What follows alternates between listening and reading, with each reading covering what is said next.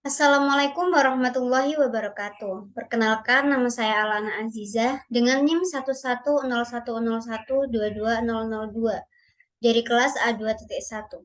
Di sini saya akan mempresentasikan tentang Post-Traumatic Stress Disorder terhadap anak-anak pasca bencana angin puting beliung. Sebelumnya saya akan menjelaskan apa sih trauma itu.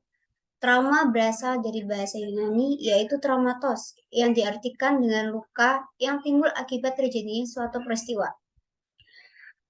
Trauma terbagi menjadi dua pengertian, yaitu secara medis dan secara psikologis. Pengertian secara medis yaitu semua aspek trauma pada fisik, yaitu trauma yang terjadi di kepala atau bagian badan lainnya. Biasanya disebut dengan cedera atau fungsi normal tubuh yang terganggu.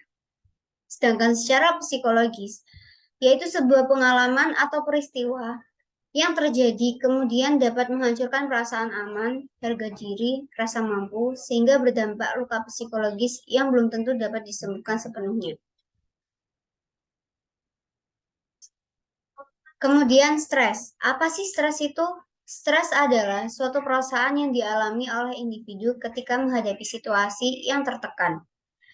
Cameron dan Misenboom berpendapat bahwa stres dapat terbagi menjadi beberapa macam, tergantung dari karakteristik masing-masing individu yang mengalami, kemampuan untuk menghadapi atau coping skills, dan juga sifat stresor yang sedang dihadapi. Kemudian, post-traumatic stress disorder atau yang disebut dengan PTSD merupakan suatu kelainan psikologis yang pada umumnya diteliti pasca terjadinya bencana. Kemudian, PTSD dicirikan dengan terjadinya gangguan pada ingatan secara permanen akibat kejadian yang traumatik, perilaku yang berusaha untuk menghindar dari rangsangan terkait trauma, dan mengalami gangguan yang meningkat secara terus-menerus. Biasanya penyandang gejala PTSD adalah anak-anak dan juga remaja. Gejala-gejala yang dialami oleh PTSD berdasarkan DSM-V terbagi menjadi 4, yaitu pertama, kognisi dan mood mengalami perubahan yang negatif. Kedua, intrusi memori. Ketiga, gejala untuk menghindari atau avoidance. Keempat, ketergugahan dari reaktivitas yang berlebih. Kemudian angin puting beliung. Apa sih angin puting beliung itu?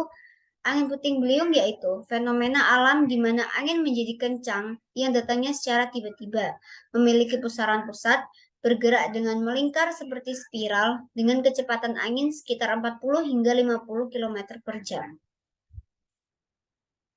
Kemudian penelitian ini menggunakan non-probability sampling, yaitu dengan teknik sampling kuota sampling.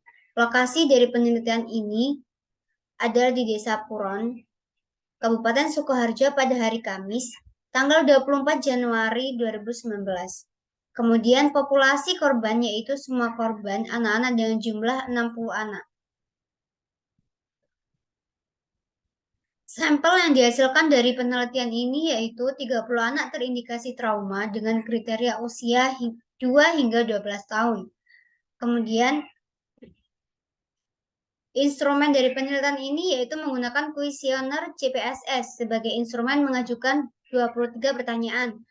Di antaranya 17 pertanyaan dinilai dari skala 0 hingga 3 dengan nilai 0,51. Unit 1 sampai 5 gejala yang mengalami kembali. Unit 6 hingga 12 gejala penghindaran dan unit 13 hingga 17 gejala hiperarousal.